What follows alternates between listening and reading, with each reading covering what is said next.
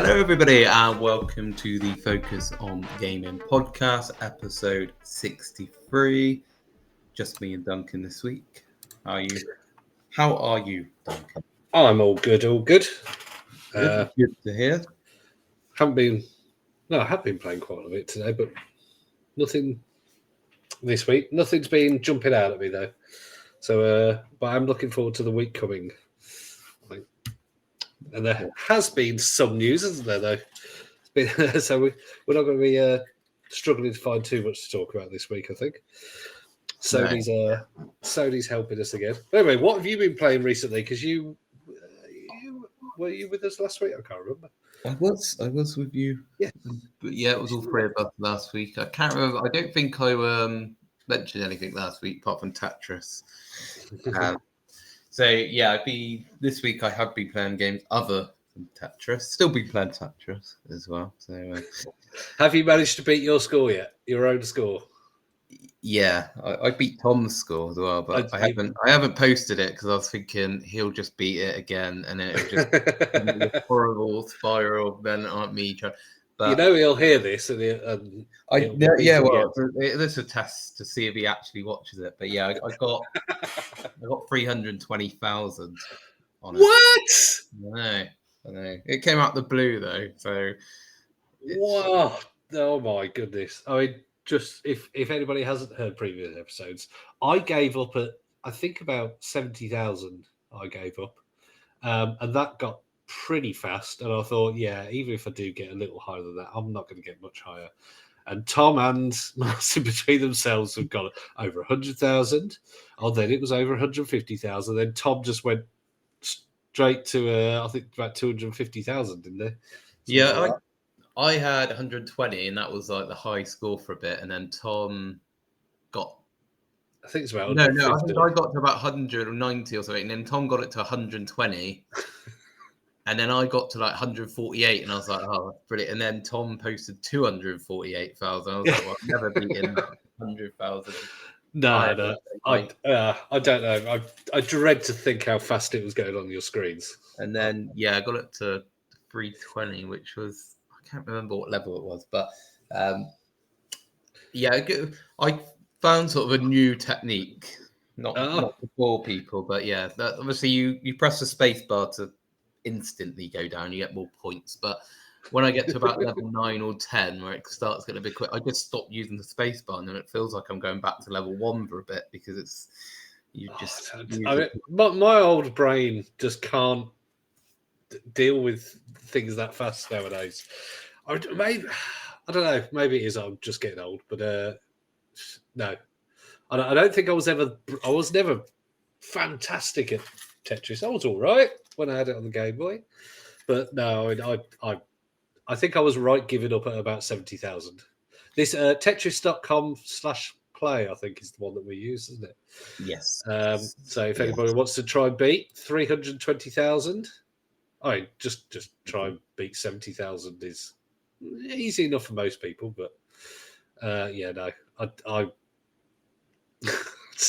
that just staggers me that you got up to that score. Yeah, I have to send over I did screenshot it because I just didn't bother sending it because I was like, I just know he'll.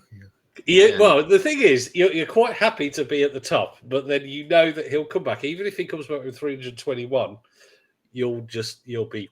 I really want to beat that again. Yeah, I'm not going to play that because I'm quite happy to just nowadays just go. Oh, you're better than me. Excellent. That's good for you. Well, yeah, I don't mind someone beating me, but I'm quite competitive, so I guess I would probably try and then you just got this. Well, is this what you like in Skittles as well? When you play Skittles. Yeah, but unfortunately, Skittles, you can't just keep playing it over and over again. So mulligan. So, but yeah, other than that, I played today. I played Starfield. And I thought I'd give it a go because something I've been wanting to play for quite a while because I've had Game Pass for almost a year now. But just like, have you not actually played it? No, I just didn't want to play it because I was thinking like just with the time and stuff. So I was like, when I do go for it, I want to make sure it's going to be when I and then I just forgot about it. And then I was looking at things to play today, and I was like, well, you know what? Why not? So I set up my character, created my me, essentially. Did you pick your background, don't you, and your traits and stuff? And I played it probably for about not long, about an hour. I did the mission where you go and kill the pirate. Yeah. So I've just done that, and then I turned it off because my children came home at that point. So like, well, I'll let some peace and quiet.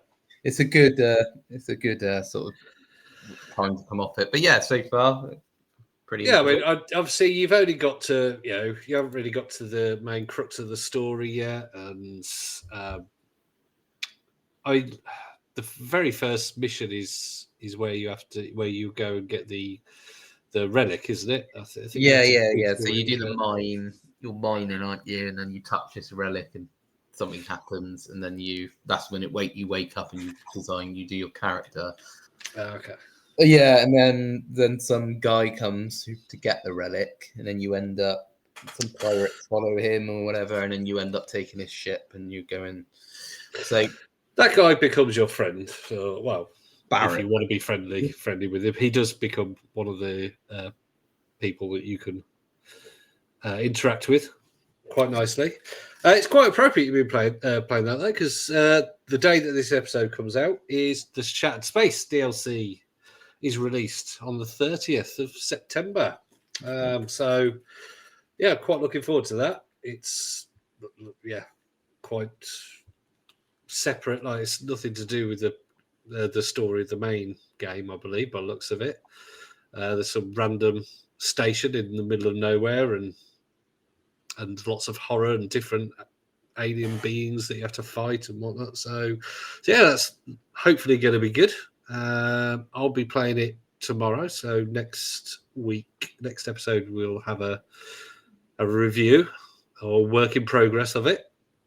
So yeah, I think with how far you've got into it, you haven't even touched the surface yet. You haven't had the opportunity to go to the different planets freely yet. I can see it's going to be quite a. Although I did the usual thing that a lot of people do in these big games, and the first world that you go on, where the base is, I can't remember what it's called, not Neon. But anyway, the first big city that you go to, kind of thing, or town, and I just stayed on that for about 25 hours, 30 hours. I really annoy myself by doing that, because it was what was the game? It was Dragon Age Inquisitions, where one of the developers came out and just said, just please leave the hinterlands, because everybody was just doing everything in this first area, and it was huge. Everyone was exploring. And as soon as you left it, you were like, oh, that's just a tiny part of it. But you could stay there for 30, 40 hours if you wanted to. And yeah, it was a huge area. And I did the same with Starfield. I go to a place and I make sure I find every little nook and cranny, and I talk to everybody, do as many missions as I can, and then I look at my jobs to do, and it's like, on this planet, this planet, this planet, this planet. I'm like, I haven't been anywhere except for this one city. So yeah. But so yeah, I would advise, if you do get to play it some more, just get out there and start exploring the planets. I will. Well, yeah. So the very little what I've played of it so far, I've enjoyed it. It does remind me a lot of Fallout so far, with the. Obviously, you don't have the max system, but just with the collection of like items and stuff. I know I've already seen there's like a place where you can sort of craft stuff together. So I love the gun, like the gunplay in Starfield. I think it hasn't got VATS, but the actual gunplay is better than Fallout games. Yeah, I did. It's more of an action game than Fallout is. Fallout is a bit like Skyrim, where sort of the RPG is the main game, whereas Starfield, if I suppose that is what a lot of people didn't like about it, is that it didn't feel as epic, even though you were going on to different planets, and it was more of an action game. But it opens up a lot. But there is a lot of loading screens, so that complaint is valid. When you go from one planet to another, you can just fast travel if you want to a completely different planet. Sometimes, if you've been there before, you could just use the map, go to a place, click fast travel, and bing, you're on a different planet. But that's only after you've already been there, I believe. So I can't remember. It's been quite a while. It's been out a year, wasn't it? It was September last year. It was well. And I could have. I think I had Game Pass when it was. I think it was. It's when you got your new TV, wasn't it? Yeah, and I think it was out when I had it. So, but I just was thinking, I don't have enough time at the moment to commit to it. And then I just forgot about it. And then today I was looking, because I've been moaning that there's just nothing really to play at the moment. And then I was thinking, actually, I got if Starfield was out this week, I'd be really excited to play it. So I was like, why have I not just tried it? So I think I took about 70, maybe 80 hours to complete the main story. Okay, it's quite a large game. And that was doing a lot of side missions. That wasn't going as fast as possible. So, take that as you will. I mean, some people would say for a Bethesda game, that's not that much. But without giving too much away, I could play it for a lot more hours. You got the DLC as well. And I've got the DLC, which is coming out the day that this episode comes out. So and I can't believe it's taken a year for that to go out. So hopefully in the other episodes I will be able to update you with my progress. But the other game played. You've got a lot of extras as well. There's apparently a moon buggy now that you could drive on the planets, so you can go faster. And lots of other quality of life updates. So yeah. So what? Sorry, you were saying something else you were playing. Yeah, the other game I've been playing is Hollow Knight. So I had a little go on that. Probably only a few hours on Hollow Knight. So again, not done too much on it. So Metroidvania, quite tough, isn't it? Yeah, it's difficult. I always find, I don't know if it's my age, but every game I play now, I always thought, it's been really difficult. No, I think it is designed to be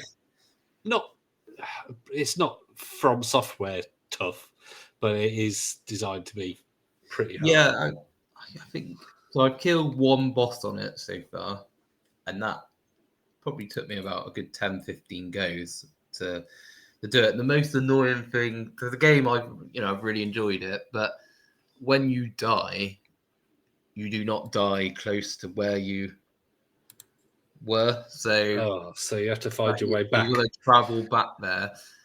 Oh. And everything's respawned, so you got to kill. You don't have to. You can just jump over them, but you're having to get past the monsters that you've already killed, and you lose all your stuff. You have to kill your spirit essentially when you get to the space, and then you get everything you dropped. But that was the most, because I don't mind retrying something on a From Software game. I would just fight the same boss over and over and over again until I beat them, and I didn't mind that because you would just be right where right before the boss fight. So there's normally a campfire somewhere nearby, isn't there? Yeah. Whereas this was it was taking me about, because nowhere, I was looking, I was thinking it was taking me about a couple 5 minutes to just get to the boss again. And it would then kill you in about 30 seconds. And then you would die, and you'd be like, okay, I've got to do that. Because you've got to learn their routine, can you? If it's 5 minutes between fighting them, because it's hang on a minute, also they do, and then you forget, after they jump, they fire this or something like that. That would really frustrate. I've played Hollow Knight, but only for 20 minutes kind of thing, so I've barely got through the introduction. So that was the not mine. I knew it was a tough game, so that's I sort of went into it going, yeah, I'm probably not going to play this for a long time. But there's a sequel apparently that's in a bit of development hell. Song. Yeah, it was meant to be a DLC, but then they made it too much content, so they're going to make it a sequel. But then I think it's missed a few, not deadlines, but a few sort of announcements, or there hasn't been much announcement about it. So yeah, so I'm afraid you have to stick with the first one. I think I owned it on the PC, even though I don't particularly. It's not a game I particularly play. It's one of these. I think it came in some bundle. I might have a go, but like you, I don't like retracing my steps every 5 seconds. Oh, look, I've unlocked this door that's opened up this way, and I've got to remember how to get back there. Yeah, I don't like that. Yeah, well, getting there was fun because that's like, but yeah, it just took a long time, and that was the worst, especially when you kept dying, because it wouldn't be so bad if I died maybe once or twice, but yeah, it must have been like 15, 20 times it took me to finally kill this boss, and I probably spent more time traveling to the boss yeah. actually fighting.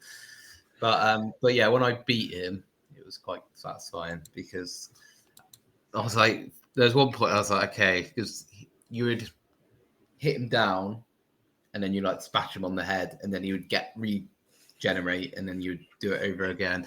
And I was like, I think after 2, I was like, okay, it must be 3 times you got to do it, and I did. But I kept doing it. I kept getting him down twice, and on the 3rd time, he kept killing him. And then I got the 3rd time, and he got up again, and I was like, I can't believe it! Like, how many times I have to keep? And then he like collapsed through the level, so I was like, oh, okay, it was only 3 times, but he looked like he was coming back for more, and then he fell through like the whole thing. And then I jumped down, and then I just stopped batting him on the head, and then he died properly. But yeah, it's a good game though. That's my only criticism of it. But other than that, it's difficult. But does it have the same sense of satisfaction as the From Software games when you defeat a boss like that? Probably not. No, the From Software ones, it just feels like you. Yeah, it was. So is it? Would you, if you were going to stick with it a long time, would you be more interested in the exploration and the platforming, or would you be more interested in the bosses? I quite like the actual exploration and the platforming, but again, when you die just in the platforming as well, you just end up on. I'm guessing there's probably more because you end up. It's like a bench where you. That's what you like read. Where you get all your life back. Respawn. And at the moment, there's only one bench. There's probably more benches, but it's like right at the top. So you jump down into the bit because you're like up above it is like a town, and there's like a shop and stuff, and then you jump down into like I don't know, like the underworld kind of thing. Yeah, and then it puts you there. So sometimes you'll be there and you'll die, and you'll be miles away from where you were, and you have to like get back to where you were because otherwise you'll lose all the stuff you've got, all the money and stuff like that. But it's a highly rated game. I'm just a grumpy old crappy gamer nowadays, so people shouldn't listen to me. I mean, I don't think it's a rubbish game. It's not a game for me. Yeah, but no, it's well loved, and I think the sequel is. And I should say that was only one. That was the first boss, and it took me about 15 times. So I imagine it makes sense. So. And if you haven't got time for Starfield, you probably haven't got time for that either. Yeah, so now I've started Starfield. I can imagine it's going to probably take aside. Anyway, well, I mean, I've been playing a few things this week. I've completed the Plucky Squire, which highly recommend again. Basically, yeah, a platformer puzzle. Takes inspiration from Zelda. It's a fun story, great for kids, great for adults as well. It's got some quite tough mini games at the end. So it gives you some mini games throughout the game, and the last boss has all mini games in one, and they were really hard. But there is an easy mode for kids, and you can skip any of the mini games, which I found out after I completed them. When my 6-year-old was trying them and going, I'll just skip this one. What? You can't skip. And he went into the pause menu. I'm like, oh, no, that's cheating. No. He was on story mode. So I was like, no, you're on the easy mode. And he'd only tried this mini game like twice. I'm like, no, just practice. And he got past it eventually. But great game. I've also just started playing the Alan Wake 2 DLC, Night Springs, which I've only played the first episode so far, which basically turned it into it was quite a bizarre thing with the waitress characters in the game, and you just go around shotgunning a load of people, and then you have a boss, and that's it. And that's the end of the first episode of the DLC. But there's 2 other episodes, and I'll be playing them as well, hopefully, unless Starfield occupies me. Other than that, I haven't really been playing much. Just been seeing the news though. I know. We probably should get onto the news because there's quite a bit to go through. I don't know what you want to start with. I'll let you. Well, I think Sony have been at it again. They've released a very good-looking 30th anniversary version of their PS5 and PS5 Pro. Well, the PS5 Pro one isn't out yet, but is coming out. £959. It's about £41 off £1,000. Yep. So, I mean, you get that the PS5 Pro, you get that a DualSense Edge controller. These are all limited edition grey, like the PS1 colour. A normal DualSense controller, DualSense charging station, a limited edition console cover for the disc drive. So you don't get the disc drive for the PS5 Pro. You just get the cover for it. So you get a vertical stand, and then you get some stuff. Like, I think there's a sticker, a poster, and drum roll, the paper clip.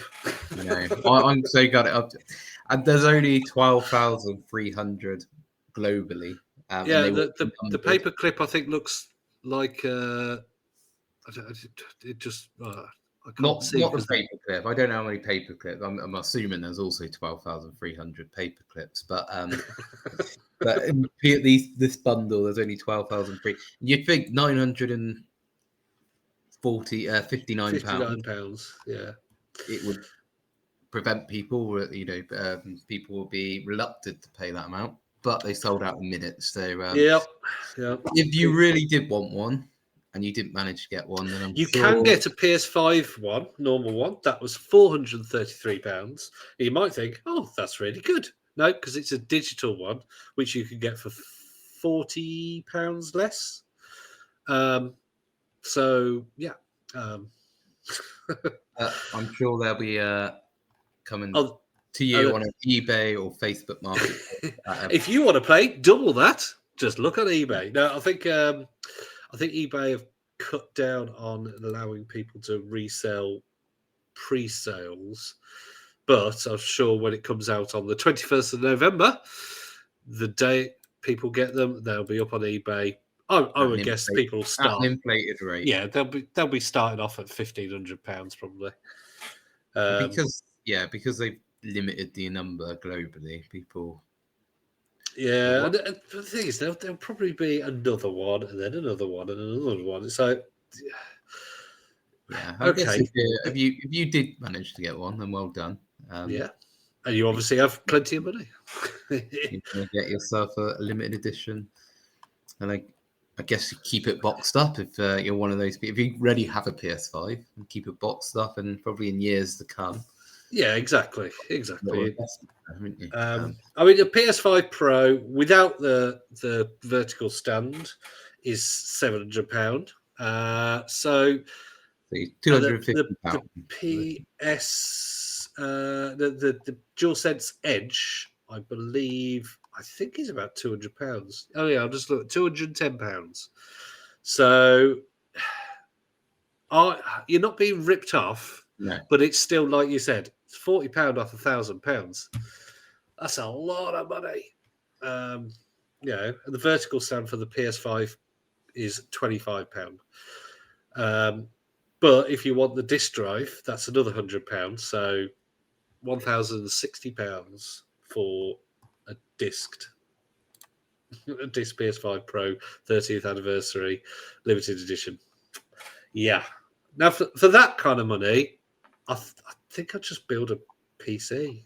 You'd still only get a mid to low range one for that much, but you'd get one that would be okay for a good few years. Easily as long as a PS5 is going to be valid for, kind of thing. So I think people are buying this probably aren't just buying it because they want the console. They don't want a PS5, do they? Well, some might, but some might. Likely. Some might be buying it because they want to just sell it on and make a quick profit. Some might be buying it because they just want it because there's only 12,300 globally, and they just. Oh, here you go. I've found a few pre-sales. Some people are selling it for less than the. If you're on eBay and somebody is selling something that is £960 and they're selling it for less than that, even if it's a bidding auction, don't bid for that because it's most likely a scam. But yeah, here's one that looks relatively real because they've got a decent score, a decent rating, and they're selling it for £1,100. So already sticking £140 on it, and that's just for the pre-sale as well.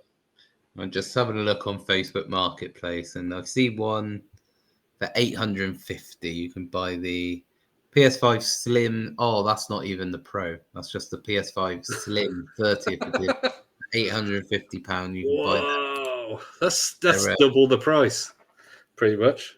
Yeah, they've got the price on there. 43399 is what they paid for it, and they're selling it on for $850. So yeah, don't. If nobody buys it, they won't sell it for that much. They'll be stuck with it then, wouldn't they? Yeah.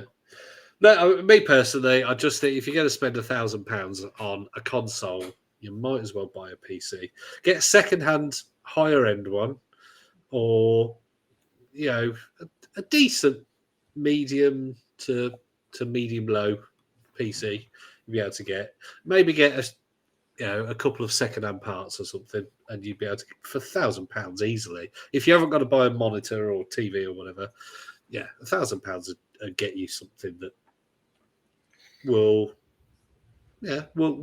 do most things quite well, and we'll play pretty much anything. So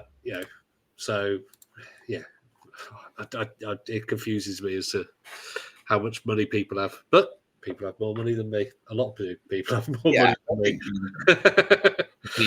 I think for most people who are getting it, they probably have those PCs. They probably got a PS5 and they just want it because it's. The thing is, we do get a lot on Gaming Dads, that group that we're both in, that post about I don't know when to buy this because money's tight, and they'll be talking about things like the DualSense Edge, or buy the PlayStation Portal because they want to play it in bed. I'm like, if money's tight, don't buy that. You don't need it.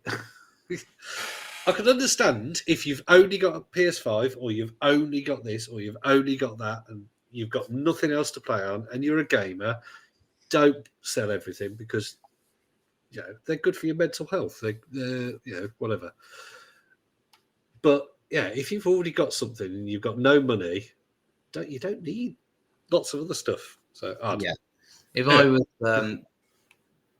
really tight on money and I really wanted a console or whatever, or just, and I had if I had a PS5 and a controller and I was really tight on money, I wouldn't be thinking, you know what, I need a PS5 Edge controller.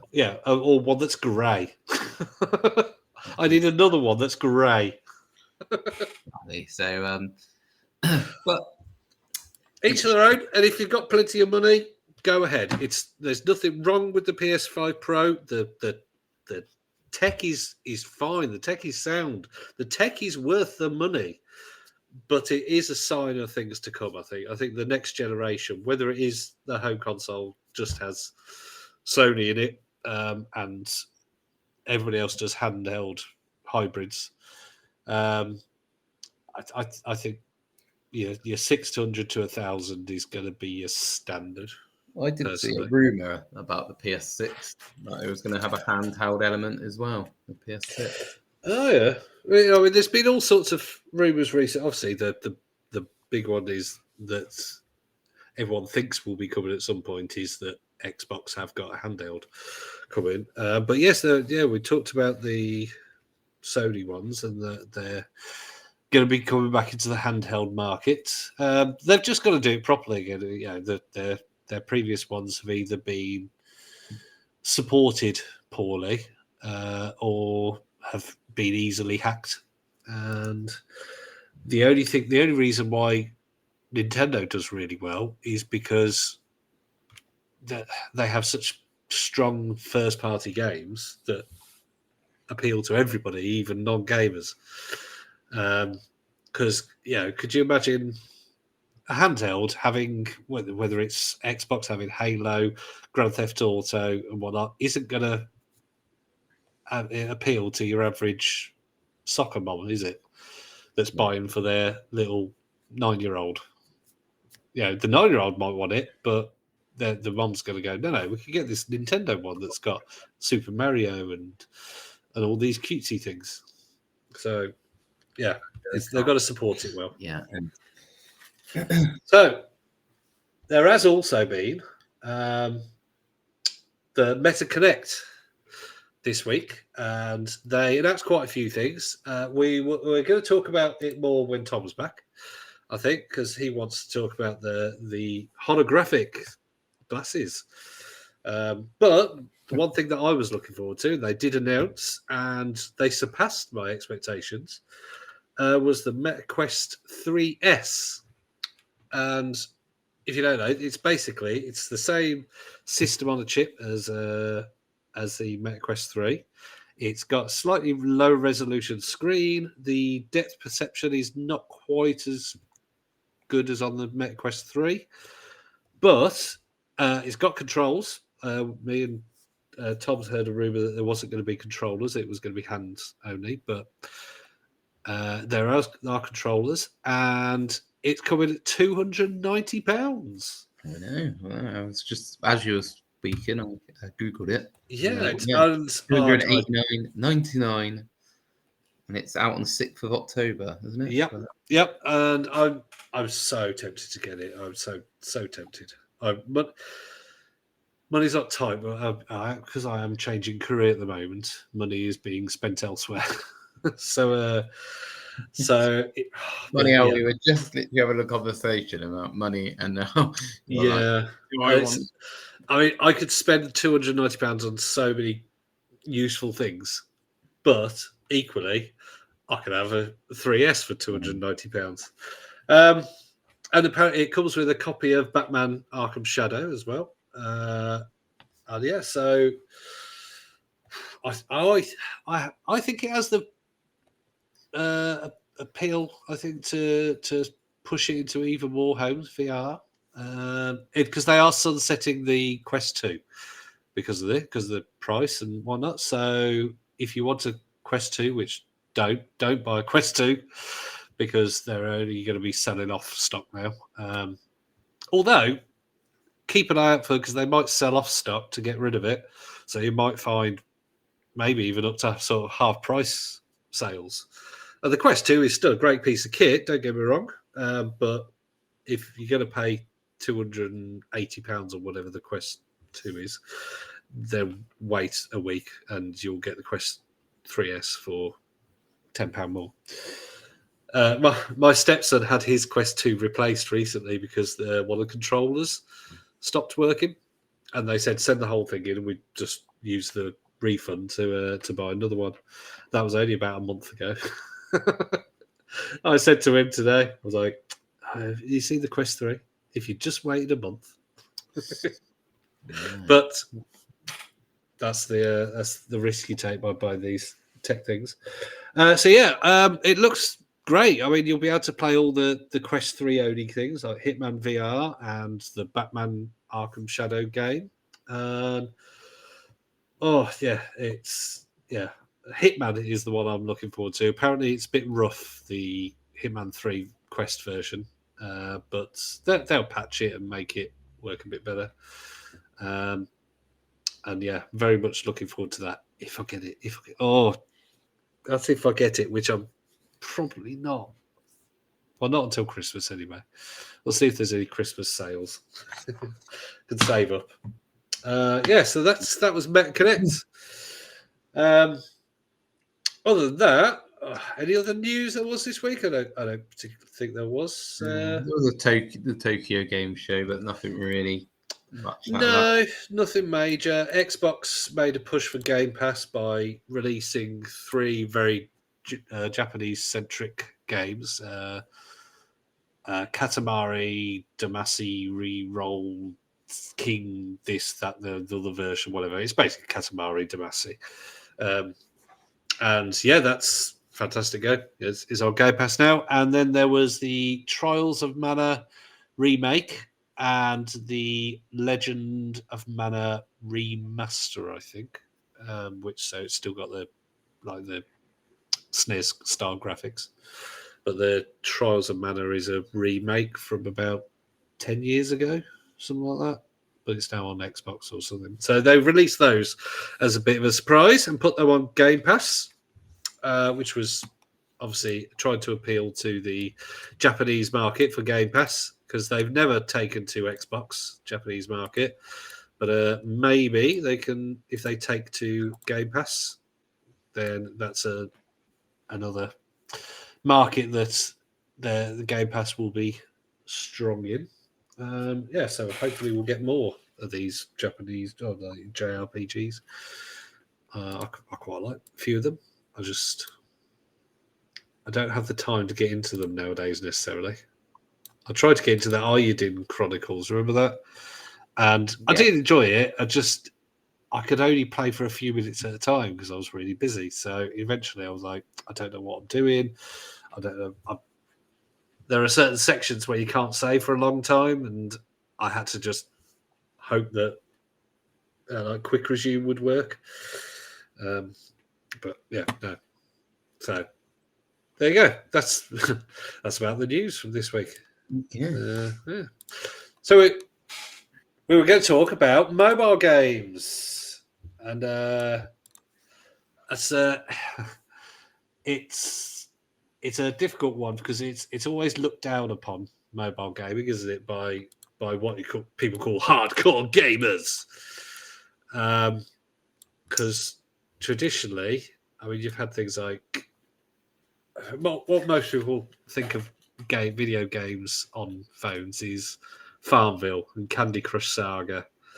Yeah, I think if people, think of, people who aren't gamers who play it, because obviously everyone has I'd say everyone, 99.9% people have a mobile phone, don't they? So in a lot of countries, pretty much everybody has some kind of touch screen in their pocket. But I looked up the stats, and the money from mobile gaming dwarfs console and PC gaming.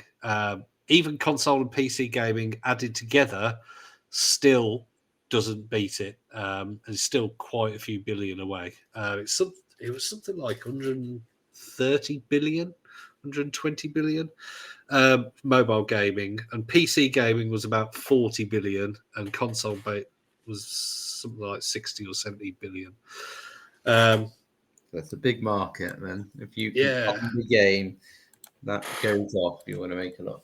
What was the first sort of experience of mobile gaming?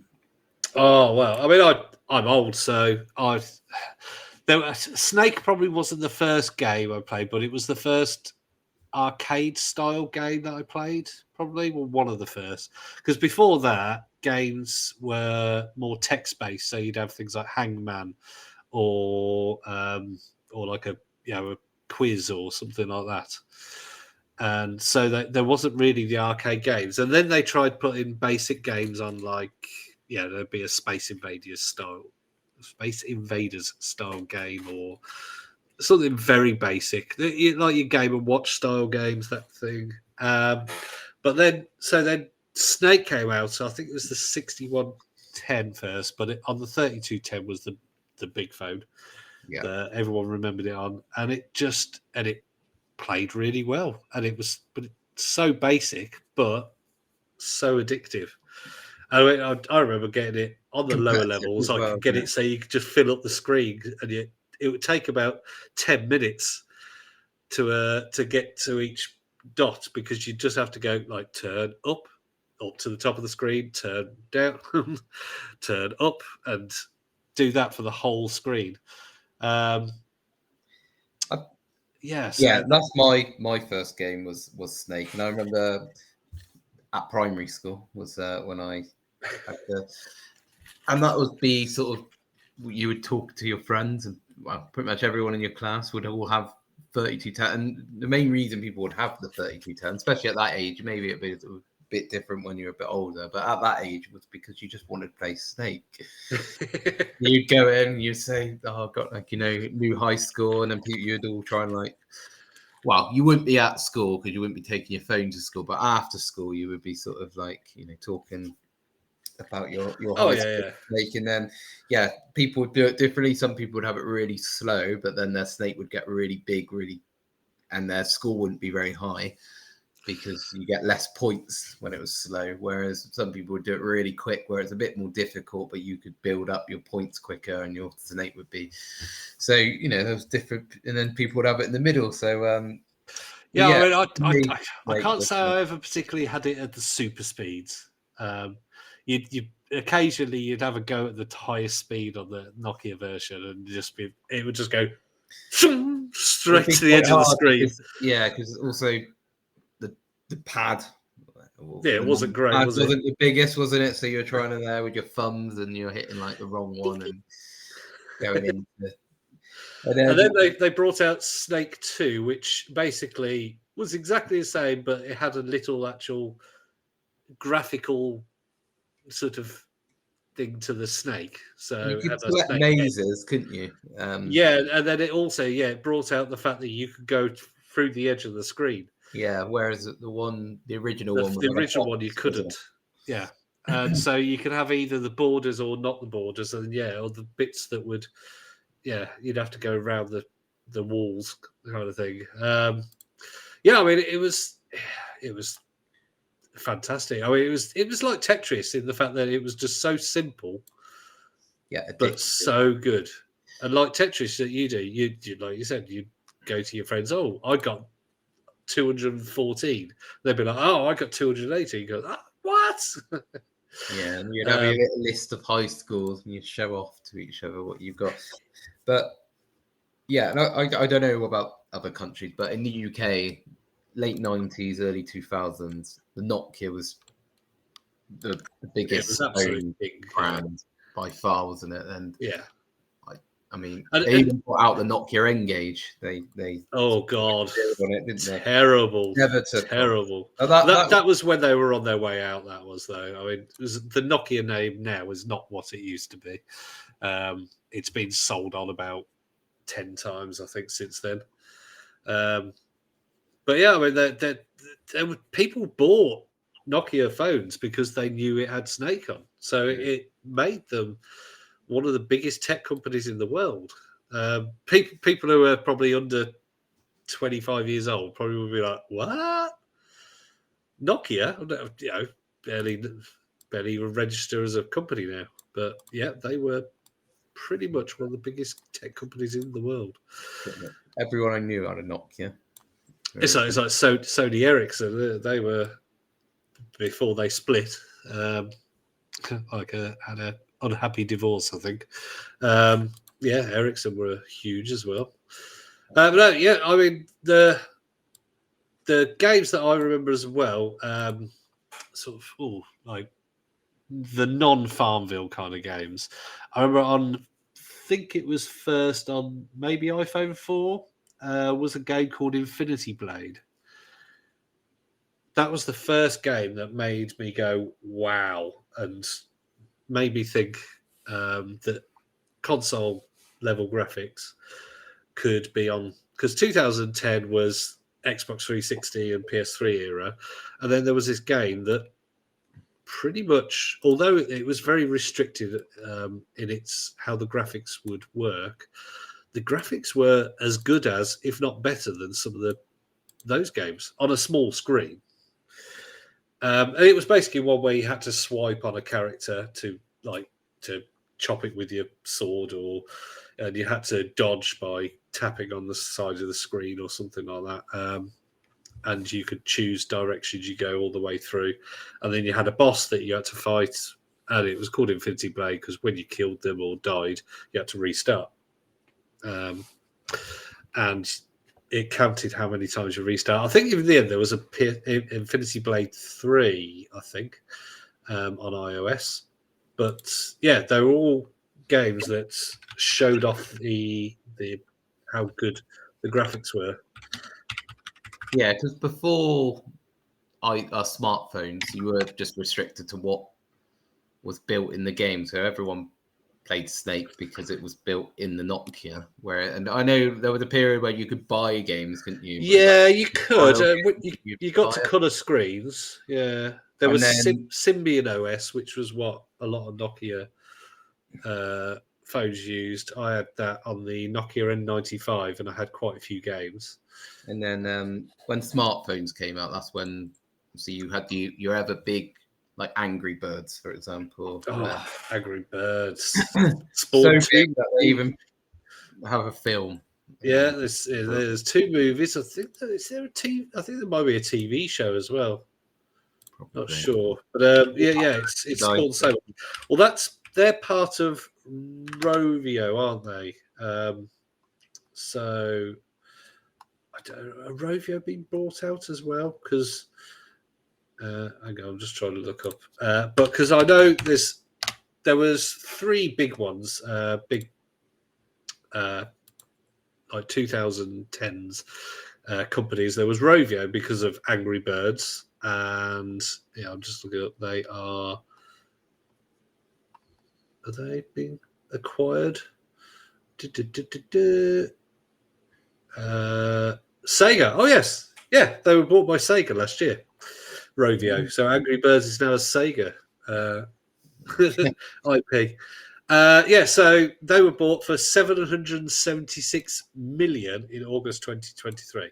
Now, that might seem like a lot of money for a game company that pretty much only has one IP that makes it famous.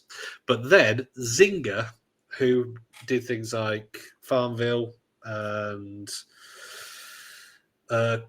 not Candy Crush Saga. Oh, but anyway, Zynga are probably the biggest mobile company in the world. Were bought for $12 billion in 2022, and they were bought by Take-Two, who obviously own your Rockstar Entertainment, so GTA and all that kind of thing. Says $12 billion, and then of course we've got King, who own Candy Crush, who were part of the $69 billion Microsoft takeover. So I know you think, like, you can see how they make their money because their games never end. They just keep going, and you can buy very small things. You could buy a little bit of premium currency for 99p or £1.99. All lives, isn't it? Like I played Candy Crush. I don't play it anymore, but I used to play it. And there'll be a level and you really want to get past it, and you'd use up your lives, and it is really tempting to be like, oh, I'll just put in like £1 and get 5 so lives. I know. Do you spend money? I didn't. No, I didn't actually. But there were times where I was close to doing it, and I know there would be other people who would definitely. I had a friend who was I don't know what level he's on. I don't know. He still plays Candy Crush, but he was like, you know, I was like level 200 or whatever, and he'd be on like 7,000 or something. And I know he would spend money like on lives because he would just would be on a lunch at work, and he'll just be there on Candy Crush. I mean, Candy Crush. I broke somebody's obsession with that the one time because what I did was I downloaded a modded version. And a modded version, what you could do is basically pick a level. You can just go to any level you want and do that level. You can get things where it'll automatically give you like a score of, you know, the maximum score, like 2.5 million or something like that. You can have as many goes as you want or whatever. So all you got to do is complete the level, and hey presto, it says you complete the level by 2.5 million. You know, the normal score is like, you know, I don't know, 40,000 or something. And so there was it was an ex of mine, and she was constantly on it, and I was just like, just put it down occasionally. So what I did, I got a modded version, and I just found out what level she was on, and just went ahead of her, and just went on about the next 50 levels, completed them with maximum scores. So every time she completed it, came up with Duncan first with 2.5 million, and her score would be second. She'd be like, and eventually she gave up because I just annoyed the hell out of her. Yeah. My partner, probably the most reluctant and not anti-gamer. She doesn't, but she's someone who's never, and she doesn't actually anymore. But she used to play it was like Candy Crush, but like a puppy version. Yeah. And she would sort of just be there in the evening. And instead of now, she's replaced it with watching TikTok videos. So I'd probably rather be playing this puppy game. It was like a knockoff version of Candy Crush, where it's like you just had to. There was was it Pet Rescue Saga? It might have been that. Yeah, might have been. That's also by King. Very similar. That's still available. That's 12 years old now, if it is that. Yeah. There's various Candy Crush. I mean, there hasn't been a Candy Crush release since 2018. And that was Candy Crush Friends Saga. But they're all still available. And yeah, so the very first one came out 2012 alongside Bubble Witch Saga, which is discontinued, but a sequel came out.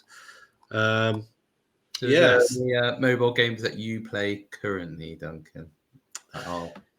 Yeah, I mean, I find it confusing that they make so much money, because I'm really averse to spending money I don't mind watching an advert here and there to help support a developer and everything, but I'm quite happy to go, oh, you want me to wait 12 hours for my lives to refresh? Okay, all right. So I very rarely spend any money on games. So I generally don't play things up. But I am playing a game at the moment called Peekaphone, and it's quite good. It's a puzzle game in a way, but you basically have somebody's phone interface, and you have to read their messages. And it's not a real person, obviously; it's all scripted. You have to read their messages and find clues to unlock various things like their passwords on various apps, and to find out where they are. There's a story behind it. So yeah, that's quite good. It's like a mystery game, but you might read a message and it says, oh, blah, blah, I've got to check my password, but I can't check my emails, but I can't remember my password in their messages. And somebody will say, oh, don't forget, it was your birthday. And then you have to go onto their social media thing, and it will say, oh, happy birthday. And you look at the date and that kind of thing. So you know the password. But yeah, that's really good. It seems like when you said Peekaphone, it reminded me of Pikachu, and then that then reminded me of Pokemon Go, which was yes, yeah. I've always liked the GPS games. Because the people who make Pokemon Go, Niantic, were making GPS games for a good few years before Pokemon Go, and I've liked quite a few of them. And years and years ago, there was one called Foursquare, which technically is still around, but isn't the same as it was. But that was, you would basically own places by checking in there. and the more you checked in, the more of a grip you had on that place. So if you stopped for a couple of days checking in on something, somebody else could come in and check in more and end up getting it off you. And so it's a very basic premise, similar to the GPS games now. But at the end of the day, I'm a fat, lazy git, so I can't be bothered to play them all nowadays. Yeah, I mean, I'm trying to think. I mean, I've got a really old phone at the moment, so the only Snake. ones like Snake, yeah, or Doodle Jump are the ones that that was a classic. That was a classic. Before I had this game called Summoner's War. Oh yes, yeah. Which is, again, you can get a lot of games like this on the mobile, where you just have a monster or whatever, and then you try and get different monsters, and then you build them up, and you get runes to make them stronger. You get new heroes, or yeah, and then they collaborate. Like they collaborated with Street Fighter, so you get like Street Fighter characters as your heroes, and they'd have their different star systems. And these are the gacha kind of games, aren't they? That there's a lot of nowadays, and some of them are fantastic games. You just click it, and obviously, depending on how strong your monsters are, you can. The more you play, the stronger they get, the stronger you get, the more. Yeah, you get more bigger rewards, the harder it is. But then, obviously, but you have to play for longer. But you can speed that up by buying some premium currency. Yes, yeah, you can do. I mean, I bought things. I have bought things in the past, but generally, anybody who's got an Android phone, I don't know if there's an iOS equivalent, get the Google Rewards app. It's on. I think it's in a lot of countries now, but it's very literally. It's like one question things, and you might get 8 pence or 12 pence or whatever. Sometimes, and it uses location, so it's testing, how well their location tracking is working and all that kind of thing. So you do have to give up your location history or whatever, and let them do that. I don't care. I'm not going anywhere I shouldn't. So, but yeah, I generally use that to get free credit and buy things. What was the worst one I had? I was obsessed with Clash of the Clans for a while. And so I paid some on that for the premium currency because I was in a clan that quite a very active clan, and I just in the end I had to cold turkey it and just go nope and just deleted it, didn't play it. Occasionally I go back into it and I download it and go back into my world, which my base, which there's been so much added now that I'm not very high level, but I was quite a high level one. But I normally rearrange all my stuff to say help yourself. So people can attack me and get a load of stuff for free, basically. But yeah, no. So I have played games that basically want you to spend money, and that's all they are for. But no, I don't think I've spent my own actual cash that often in however long I've had a mobile phone, which is probably in the region of 26 years. I could probably. I've spent less than £100 in that time. Let's say that. That's been generous. I probably spent less than £50 in that time. But I do watch a lot of video ads, so I've made people money, so I'm not averse to that. I just don't like a lot of these shovelware games now that you get that are literally every 10 seconds you get a 30-second ad. It's one level, and the level takes 10 seconds to complete, and you get another advert. Yeah, it's like watch another advert for X amount or something, and you're like. Yeah. So you have to watch. You have to watch videos, and then they're like, "Oh yeah, this thing will take you 5 years to complete," or you could watch another 5 adverts, and it'll take you 20 seconds.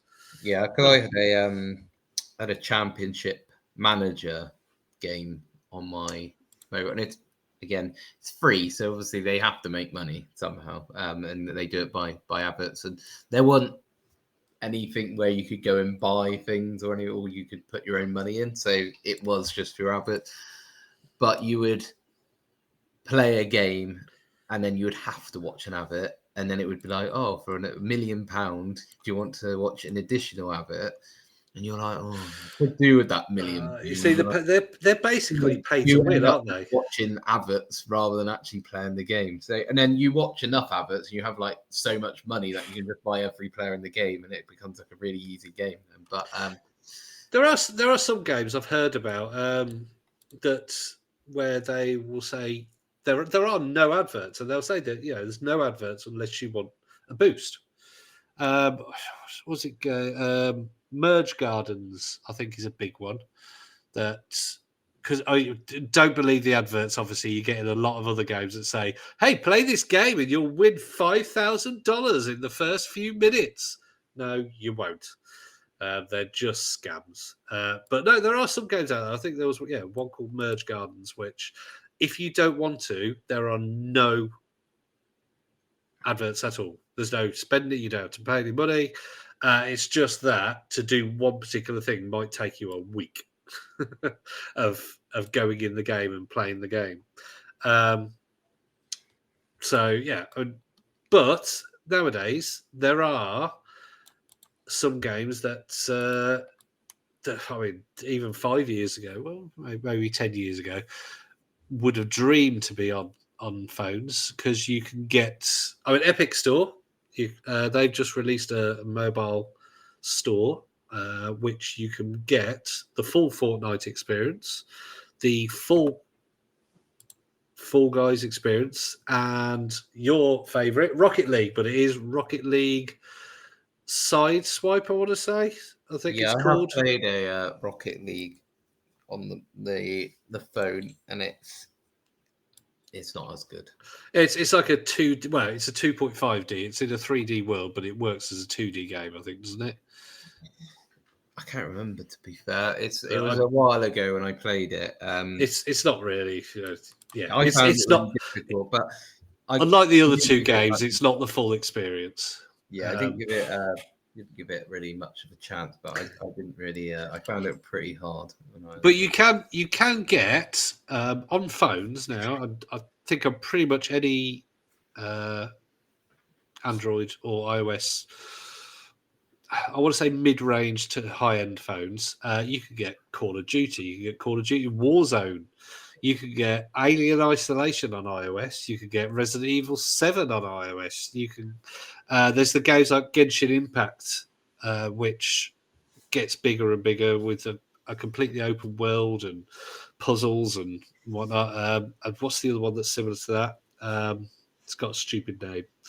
Honkai Star Rail, I think, is another big one, where you just, the basic game is trying to collect different characters, your gacha games, and they would look good on a PC or a console. And Genshin Impact and all these games are on PS5, Xbox, and whatnot.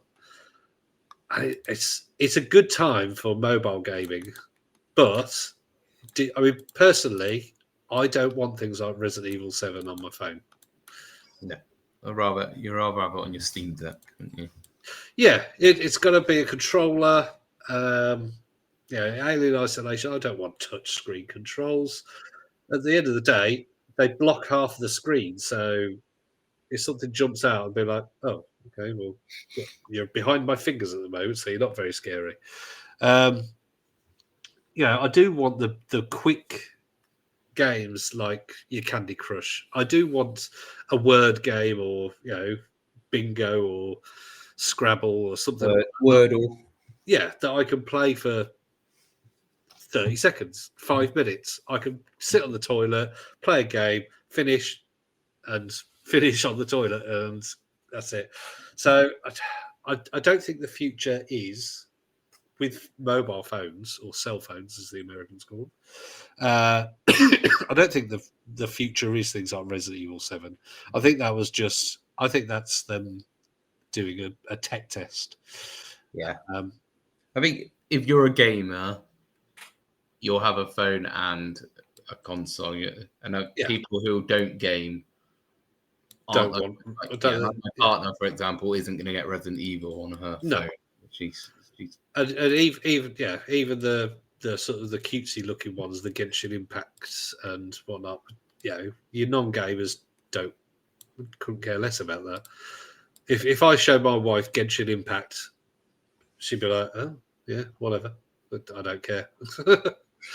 Whereas she has to stop playing a lot of these games like Candy Crush because she just gets. Or what was it she likes? She likes the cooking games. Like your ones where you have to.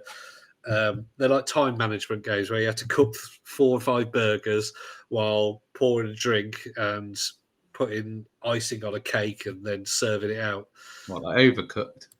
It's sort of, they're like 2D games. So somebody walks in and they'll have a little speech bubble that says burger and drink, and you have to cook the burger, put all the like cheese and lettuce on it, and then serve it to them before they get angry. So it's sort of like a 2D Overcooked kind of thing. But yeah, she loves those kind of games. But again, that she can sit on the toilet and play them for a few minutes.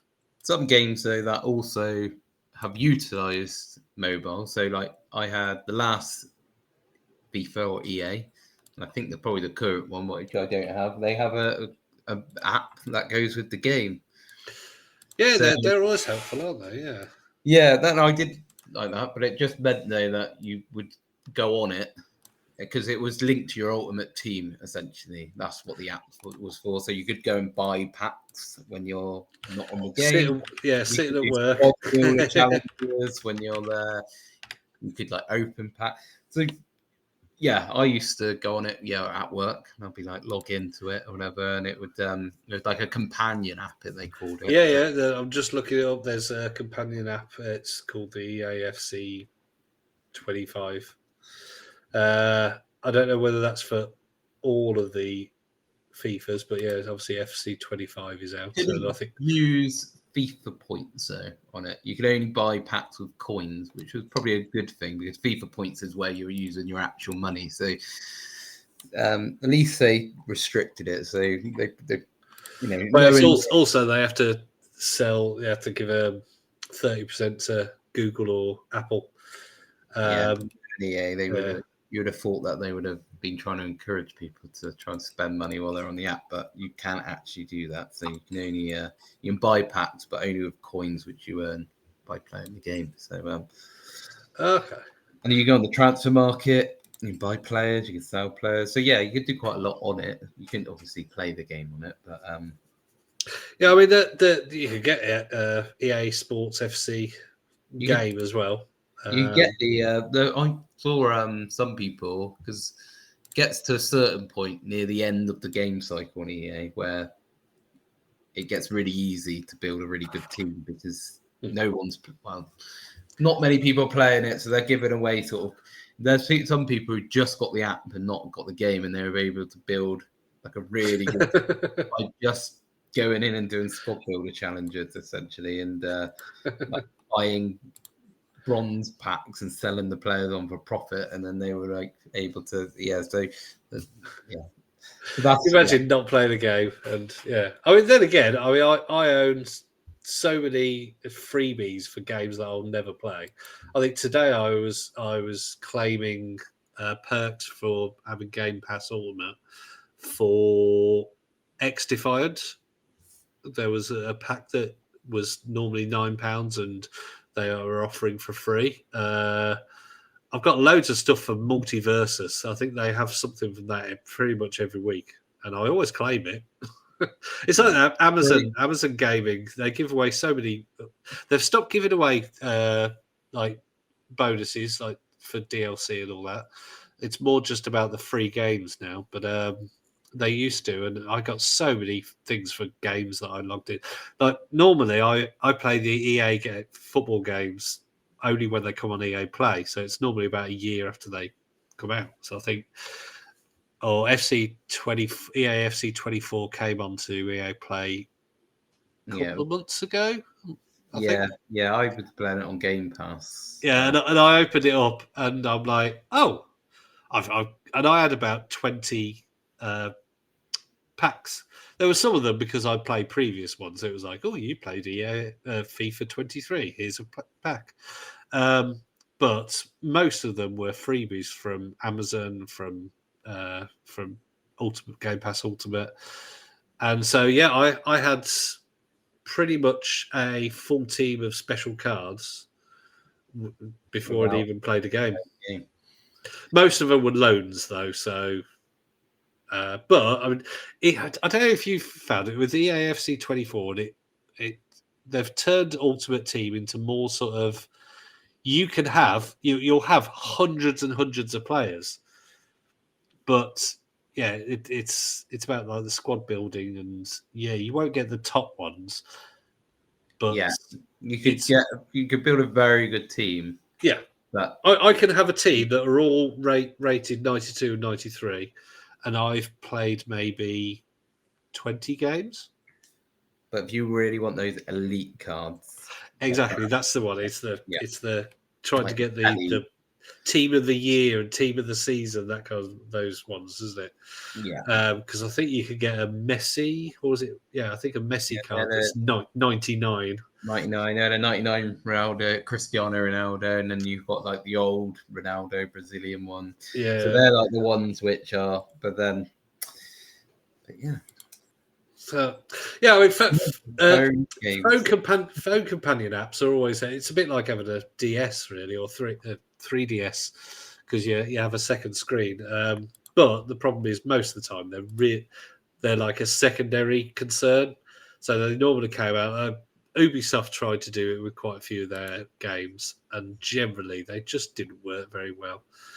The only one that I think I did use quite a lot was when GTA 5 first came out. It had a companion app that had the map and various good things on it, but even that wasn't particularly great. Maybe they're better nowadays, because I haven't actually used the companion app for quite a long time, because I'm old. So blimey, we've talked about mobile games for quite a long time, right? So hopefully next week we'll talk a bit more about the meta, maybe the gaming possibilities of the holographic glasses, and I'll be talking about the 3S more, because I want it, and I want to convince myself that I really need to get it. Just got to talk to the wife about getting it out soon. It'll be out. Well, this time. It'll be out next by the time the next episode is out. Yeah. By the time this episode is out, the Shat Space DLC is out, and by the time the next episode is out, the Quest 3S will be out. So if you are getting one, let us know how it is, and we'll give you a mention on the podcast. Right. Like and subscribe. Like and subscribe. And on that note, bye. Bye.